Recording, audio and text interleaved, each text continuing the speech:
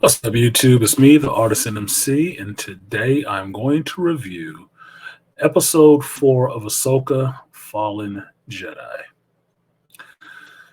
Now, thankfully, this episode was this episode was longer than the last one, at least by about, I don't know, 9 to 10 minutes. Awesome. And in that 9 to 10 minutes, we got a little bit more of the stuff that Star Wars fans actually like, which was more swinging of light up glow sticks and more space travel. Be that as it may, um, this episode, I still wouldn't say it impressed me. I wouldn't say that, but it had a little bit more sense of thing. The story is moving along. Put it that way. Now this episode picks up on the planet of Cetos, where Hyung is trying to make repairs to the ship, and Ahsoka and Sabine get into a little bit of conversation about what has to be done. And I say conversation, but it wasn't really a conversation. It was more like insinuation of what needs to happen because Ahsoka doesn't finish a damn sentence. Her body language is really closed and she doesn't finish sentences, which bothers the shit out of me because Ahsoka is not a master. I can expect that from a Yoda, Mace, maybe even an Obi-Wan. She ain't none of them. So she need to be coming off some goddamn information and making this conversation worth having instead of leading to innuendo and stuff like that and just say less with your arms folded and let people kind of figure it out. The main thing she's trying to get across to Sabine is that given an opportunity, we have to sacrifice Ezra to destroy the map so nobody can bring Thrawn back to this galaxy. Which seems like an all right idea when she's talking to Sabine and trying to tell her sometimes we must sacrifice, except for the fact that neither one of them are Jedi, right? Neither one of them are Jedi, so they don't have to sacrifice shit. They really don't. That's not their code, right? Because they're not Jedi. So the fact that she's trying to impart this wisdom to Sabine is kind of false because Ahsoka, admittedly, is not a Jedi. So you don't actually have to sacrifice anything. It's only the people who adhere to the doctrines of the order that have to abide by stuff like that. Since you are not part of the order, you don't have to abide by it. That'd be like a Christian, or a Muslim, or a person that's not a Muslim eating pork. If you're not a Muslim, it doesn't matter. Have all you want. Bacon is tasty. So, be that as it may, that garbage analogy, Balin and Morgan are aware that Ahsoka and Sabine are on the planet, and they send out scouts to find where they are.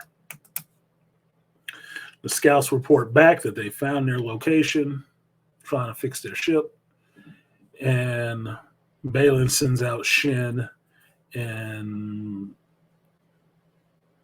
Marek, or whatever his name is, to go out and actually deal with Ahsoka and Sabine. And the way they're dealing with them is just to really hold them off so that Morgan and Balin can finish getting the calculations from the map to feed it into the hyperspace ring, and they can just be out at the end of the episode. Now, saying all that makes the episode seem really short. It does, because that's all that's happening in this whole episode. All that's happening is somebody waiting to download some information, and I guess they got dial-up or something like that because it's taking a minute.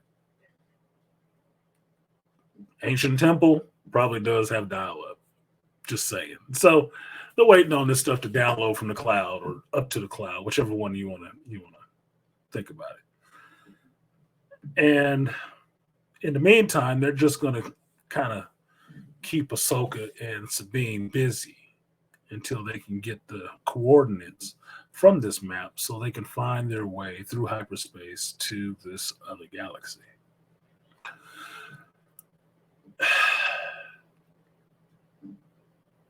Now, it's just me. I think it would be pretty much a straight shot, at least if you knew where you were going.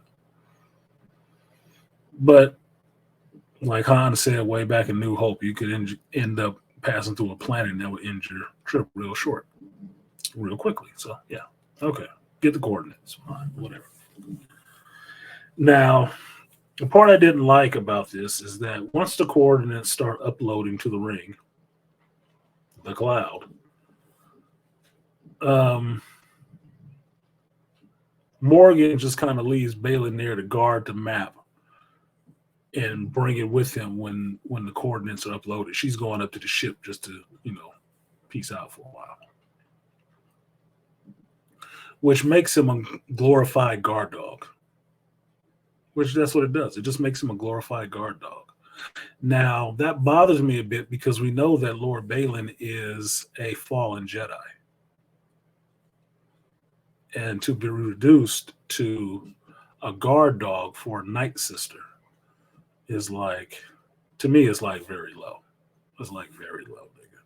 Like, what is the purpose? I mean, really, what has she got on you? What? Because that seems really weak. You're going to have to give me a reason why he is this devoted to helping her bring back somebody they know is going to plunge the galaxy into war. They just know it. But he wants to do it for the greater good. All right, whatever. Now, because the ship's not working and the coordinates are not working, Ahsoka and Sabine head off to the structure to retrieve the map from Balin and give Hyung time to repair the ship. Now, while they're in the woods, they are set upon by a Sith or a dark side user, practitioner, whatever you want to call her. I'm not calling her a Sith. She runs around with an orange blade. And I'm not calling her a gray Jedi, no matter how much gray she's wearing. Even though she looks like a Padawan, I'm not calling her a gray Jedi. That's probably the most apt description of her, but I'm not calling her that. So her, whatever this other dude's name is in the armor to mark, or whatever the fuck his name is, and some other droids, and they end up in a fight with Sabine and Ahsoka in the woods. Now, the woods look beautiful, but it did look cool in Star Trek, too. It did, because that's where I saw woods like this before. But be that as it may, they end up having an actual decent lightsaber fight between Shin and Sabine and Ahsoka and this dude to mark, whatever the fuck his name is. It doesn't really matter. Why doesn't it matter? Spoiler alert, he gets, done with in this show. And you find out, well, it's not Starkiller inside the armor. It's more like a ghost or an apparition or just a dark force entity or something like that trapped in that little iron suit. Thing I got from it was, when was it okay to go ahead and rip off Full Metal Alchemist? That's what I got from it. That, there's nothing in that armor? So you mean to tell me it was just some kind of spirit imprisoned in that armor, and once you broke it, the spirit was gone? Full Metal Alchemist, right? Dave, we gonna rip off everything? Really? Now, the precursor to this little fight with lightsabers in the woods is a fight between Hyung and one of these droids, or destroyer droids, or whatever they call them, that they have at Balin's disposal. And this was kind of fun for me. I don't know why I didn't think about this, given that I saw him in the other episode teaching Sabine how to lightsaber fight, but he don't know how to throw them. That motherfucker got some little greasy pits, you know. You know how to throw the ones. I thought that he was giving them the nuts and bolts. I mean, I was liking that. He was blocking, you know, he was parrying a little bit, getting some jabs in there. It's like, that's what's up. A droid who can fight. I'm down with that. I'm totally down with that. I mean, it's different than, you know, the IG unit walking around with guns and just shooting people. No, this motherfucker actually throwing hands or, you know, knuckles. You know, so I like that. That was fun for me. That actually did something for me I didn't know I was missing in Star Wars, which was to see a droid throwing him. Like, oh, kick his ass. Please do. The only dumb thing that happened in it is he starts screaming for help, which I don't think he should need after a millennia of training Jedi. I don't think he should need that shit.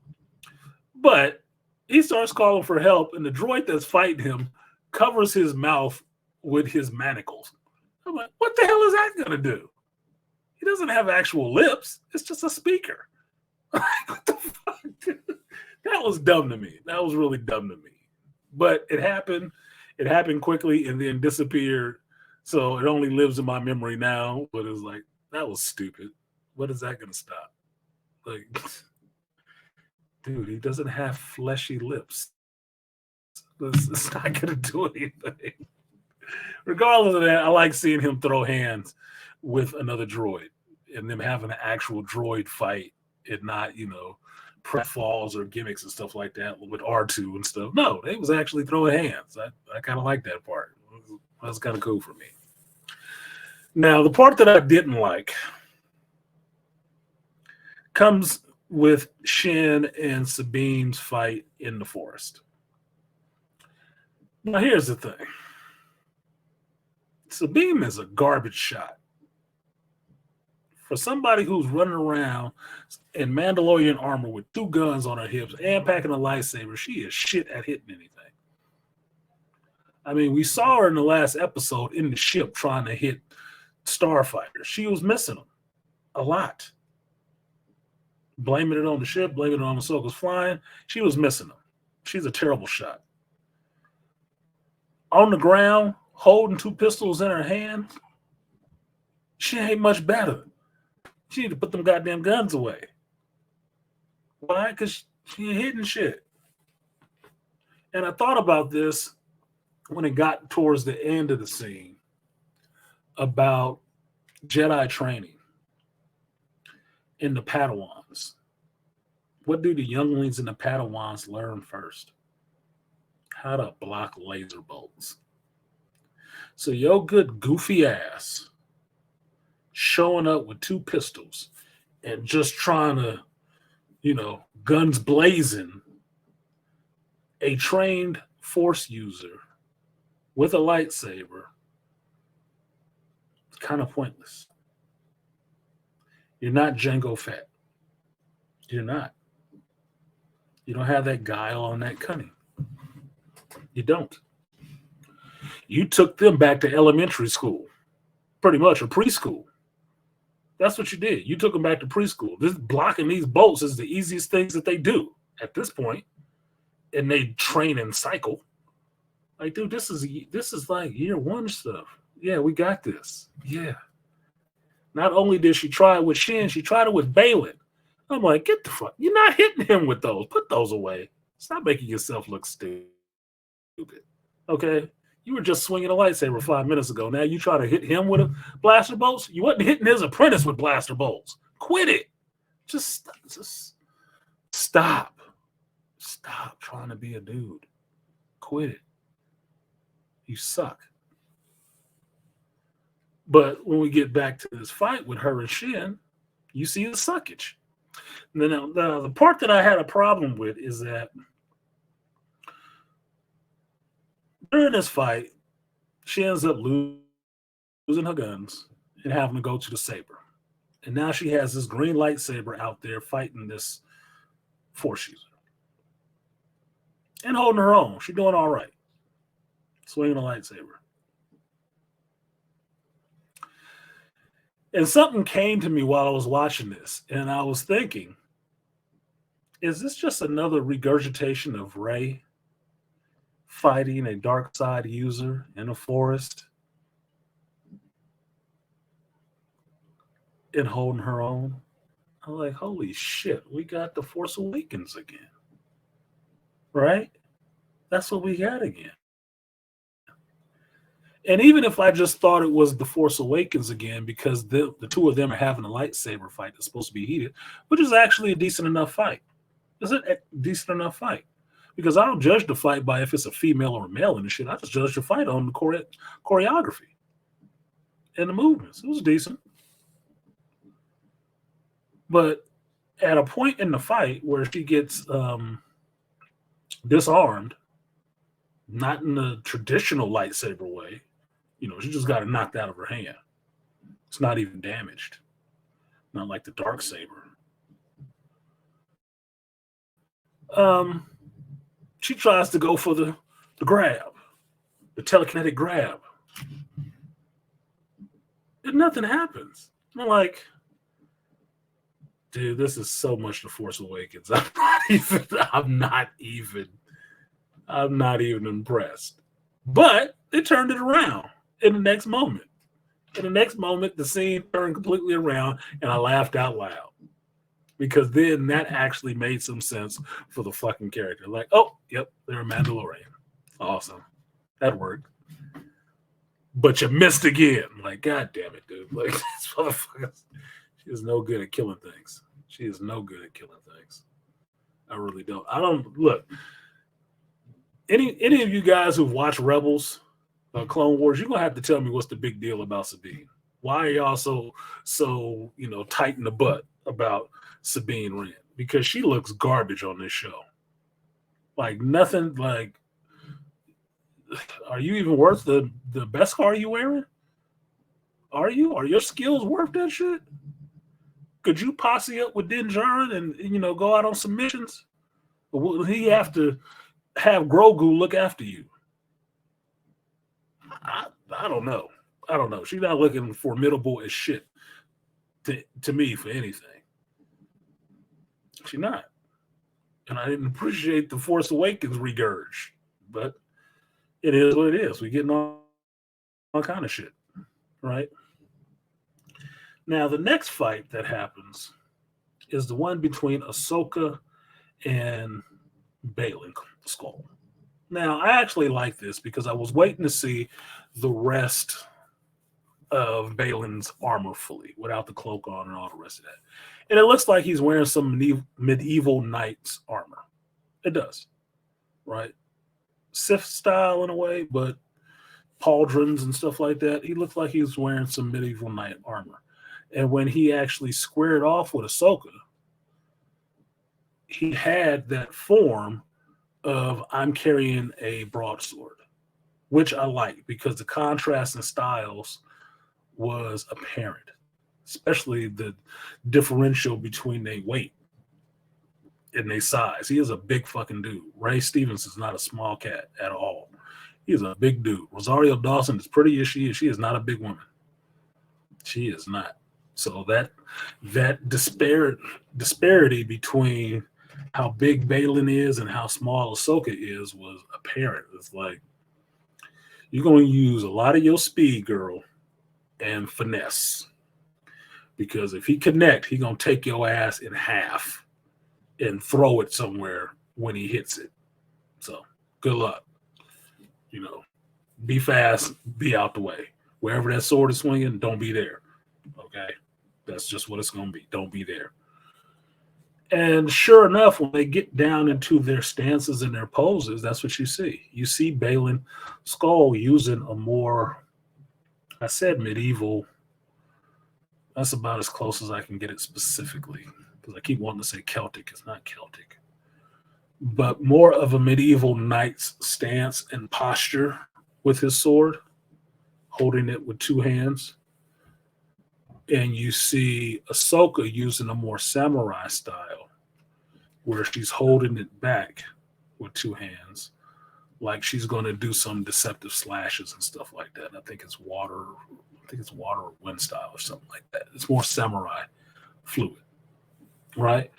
which made for a good juxtaposition between their two styles. Because when Balin went on the attack for a slash, you see he was giving it his gusto because she was going to have to keep taking that hammer. These were hammer blows. These were cleave a man in half blows. And all I was thinking of was Spartacus Blood and Sand. That's all I was thinking of. Like, gonna be some blood in this house. Gonna be some blood in this house. Somebody gonna die. This is what I was thinking. Now, it was a good enough fight scene with some interesting movements and stuff like that in it, given by Balin Skull. One throw he did to her was just showing his strength, and another movement showing his fluidity with using the force in his body, where he went for the protection and the block at the same time, which I thought was kind of cool. Otherwise, it was a decent enough fight scene. Okay, I'm impressed with Rosario Dawson with how she's pulling this off. She is moving slow, but by moving slow and not being a trained martial artist in any form or fashion, it gives the sense that the fighter is more controlled and looking for their spots, as opposed to remembering their choreography and making sure they make it fluid, like it was effortless. They've done it 100 times, and I think that's what they're trying to go for with her. So I'm fine with that. I don't have a problem with the little ninja-footed girl. I can even forget whatever race Ahsoka is supposed to be from, but I don't have a problem with that. You know, she playing on the samurai, playing on the ninja whole thing. So fine, whatever. It's cool. I like the costume design, and I like the fighting style. Now, they get to a point in this where Ahsoka goes for the grab on the map. And of course, it burns her damn hand. The first thing I started thinking of, Raiders of the Lost Ark, right? Raiders of the motherfucking Lost Ark. Okay, Dave. Okay, it's burned into her hand, right? Right? I don't know. I guess I'll find out next episode. But she is now at a disadvantage because she has now dropped the map. Her hand is hurt. She's only fighting with one hand, which shouldn't be a problem for her because she fights single-handed all the time. But now she's having an issue because instead of turning the blade backwards like she's used to fighting with that one hand, she's still holding it upright trying to fight with it. Like, switch it up. Switch it up, baby girl. I mean, that's what you should be doing right now. Use two weapons, you should be equally good with both hands or both arms. So she's getting it taken to her, and while she is precariously at the end of a cliff with Balin's skull bearing down on her, Shin shows up because Shin has, escaped from Sabine and came to help her master. And now it's 2-on-1, or potentially 2-on-1. And I'm reminded of something I said earlier when Ahsoka ran off from Sabine to leave her to fight Shin. That before they even went to the forest to fight these folks, Jung had told them something that they totally forgot like 5 minutes later, which was to work together, stick together, because you're better together. Now, neither one of them really acknowledged it. Sabine acknowledged it a little bit, being funny. Ahsoka didn't acknowledge that shit at all. They stayed together just until they got to a fight. And as soon as they got into a fight, they went their separate ways. And Sabine told Ahsoka, just go ahead and go. Now, I thought this was dumb as hell because they had the 2-on-1 advantage against Shin. They could have took her out. Just like they took out fake Alphonse over there. Okay? They took him. He's gone. 2-on-1. Take her out. She's just a Padawan, right? Should be easy peasy. Master and apprentice, right? We do it together. No. Sabine say, I got this. Go get the map. And Ahsoka does it. Like, what the fuck did the droid just say? Didn't the droid just say for y'all to stick together? First opportunity, you out of there. Dumb folks. So that same dumb tactical decision shows up 2 more times. The next time it shows up is when Morgan leaves Baylan Skoll to guard the map, and she pieces out up to the ship to just sit there and wait until all the codes are in to send the ship back for him. You could have just waited with him. You didn't need to be there to watch the codes come in. A status report when it finally finished uploading to the cloud? Man, stupid. Stupid shit. You could have stayed right there with Baylan. Ahsoka showed up 2-on-1. One fighting with a lightsaber, one fighting with some of this Dark Sister magic shit. What's wrong with that? You looking like King Arthur, you can be Morgan Le Fay. Let's get it done. No, she peaced out to the ship. So the third time this comes up is when Baylan is about to have Ahsoka beat, and Shin shows up. And what is it? 2-on-1. But once again, what happens? They don't go for the 2-on-1. Let's kill this adversary first, then pick up the map. No, get the map. Why? Take her out first, then get the map. You'll have plenty of time, nobody to bother you. No, you leave Ahsoka on the cliff to be freaked out about the map and force throw Shin into one of the Stonehenge blocks and knock her out for a minute. Like, what'd you think was going to fucking happen? Look, the two of y'all should have just dispatched her, turned her ass into a kebab. She wasn't doing shit else right now. She's not using her sword hand. You could have had Shin come up there, gave her one in the belly like everybody else gets. She'd survive, but she'd fall off a cliff, right? Or got her in the throat, something. She wasn't going to be able to block it. Easy peasy, Jedi squeezy. It's done. No. Get the map. Stupid. Now, because Shin gets, KO, knocked the fuck out, Baylan goes in on Ahsoka, and she gets a little bit of over cliff time.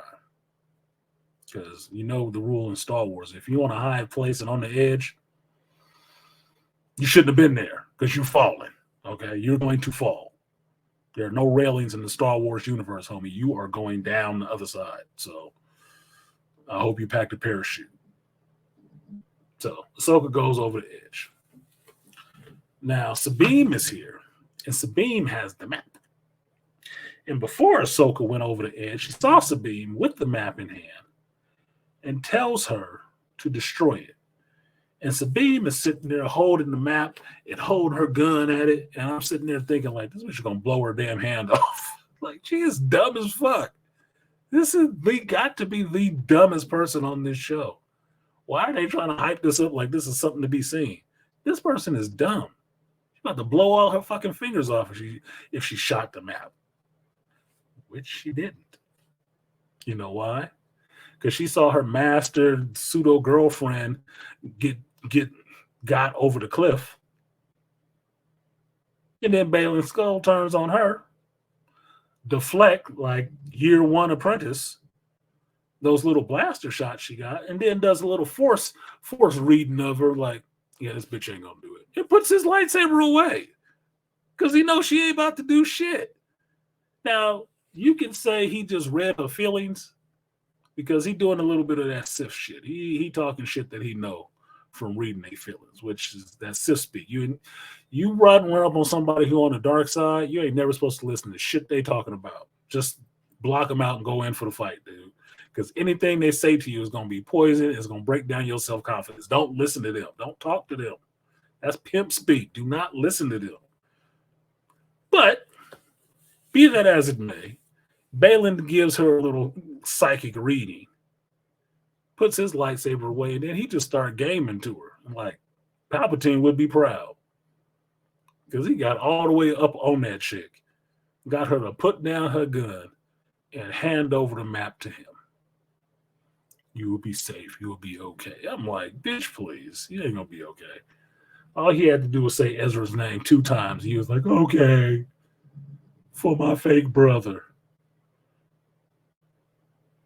You doing a lot for somebody who said you were like a sister to him. A lot. Maybe you like him a little bit more than sisterly. I don't know. I'm not going back to watch that show to find out either, though. I don't give a shit that much. I'm just thinking that's fucking stupid, dude. Whatever. So Sabine hands over the map to Balin.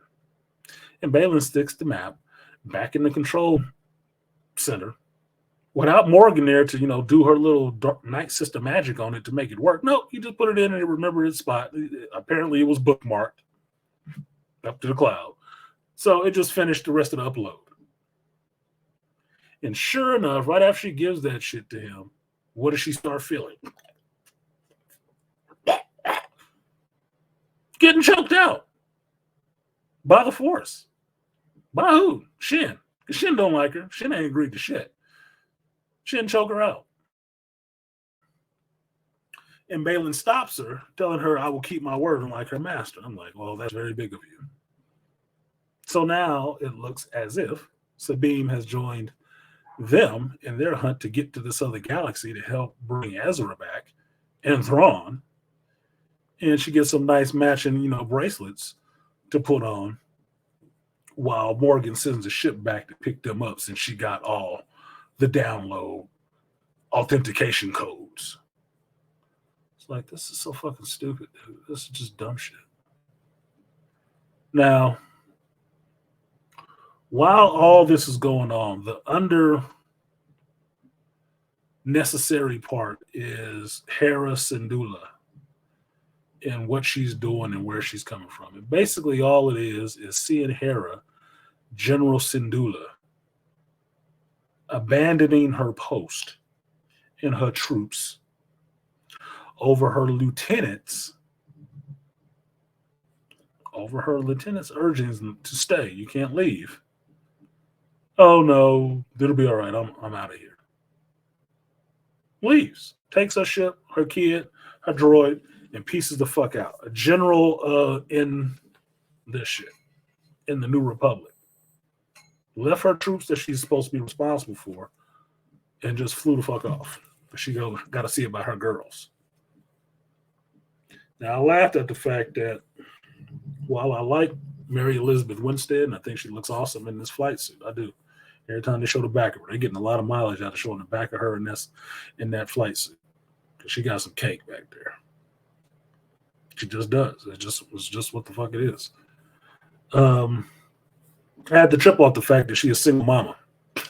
General T-Dub, like Twilight woman, single mother. Like, get the fuck out of here. Okay, it's kind of funny. But her and her son, peace out. And they are joined by Carson Teva, our favorite New Republic X-Wing pilot, and the people in his squadron, which apparently is Phoenix Squadron. I guess that's from Rebels as well, because there is a little line given by Hera Syndulla about once a rebel, always a rebel, or some shit. And like, oh, well, I guess I gotta go back and watch the show now. No, I won't. I don't give a shit. I get it.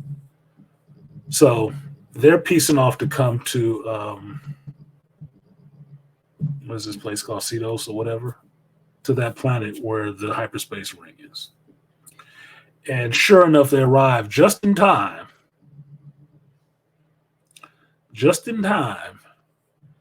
to have Morgan having uploaded all the coordinates to the hyperspace ring and having Balin Skull and Shin and Sabine Wren back on the hyperspace ring.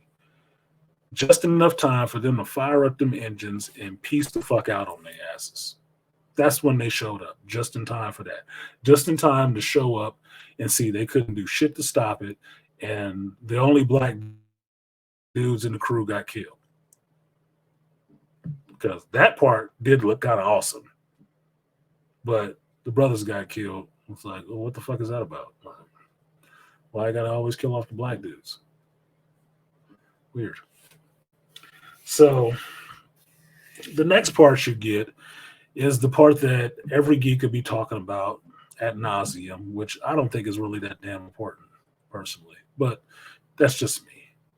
Is you get an overhead panning shot of the cliff that Ahsoka fell from, and looking to see Ahsoka, and you don't see her down there. You don't see her body. You don't see anything. But when you do see her body, you see that she is not necessarily in the water. And when Ahsoka wakes up, Ahsoka is in the world between worlds, meaning her plot armor is strong with her. She could not die from falling off of anything. No, that's not the way she dies. She somehow has been transported into the world between worlds. And while in the world between worlds and waking up on this bridge and trying to figure out where the hell she is, she hears a voice that sounds familiar. And she calls it Master. When she turns around, lo and behold, it's Anakin Skywalker, Hayden Christensen, de-aged. And that's how the episode ends. It's like, okay, that's cool. Because it's cool because I like seeing Hayden Christensen get paid. I do. I like seeing all these geeks that hated his ass when he was acting in Attack of the Clones and shit like that. Actually liking his ass now. It's funny how that turnaround comes, isn't it? Very funny. Very funny. Either way, that's it. They end the episode with that, and it's all over. Now, I didn't think that was a big deal because as soon as he said Snips, I knew who the hell it was. So it wasn't like it was a mystery. And maybe I might have missed it if I didn't always listen or watch shows with the subtitles on. But as soon as you said that, you knew who it was. Anakin. Who else would be there? Ezra? Not yet. We got a whole nother galaxy to get to first before we start throwing Ezra in there. And if I remember correctly, the talk was that they didn't want to throw Ezra in there because they want to keep the show centered on the female characters.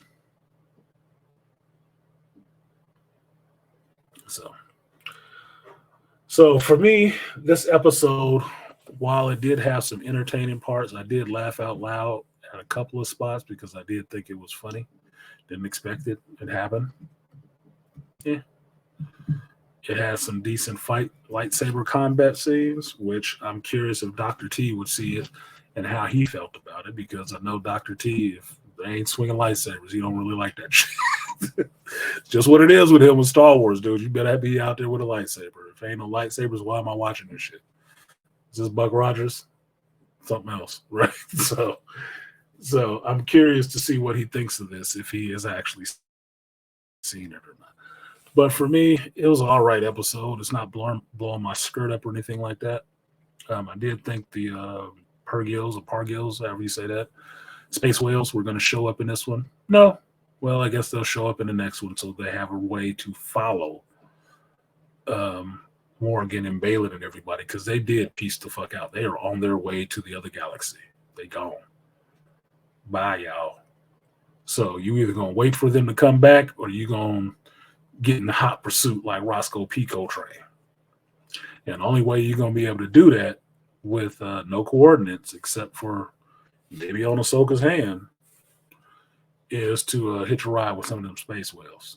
See if you can regurgitate that scene from Rebels or whatever again and get them to carry your ass to that other galaxy too. But that's it. That is my review of Ahsoka Episode 4, Fallen Jedi. Like, share, subscribe, support the stream if you feel so inclined. I have been artisanmc, and I will see you next Tuesday for Episode 5. Until then, peace.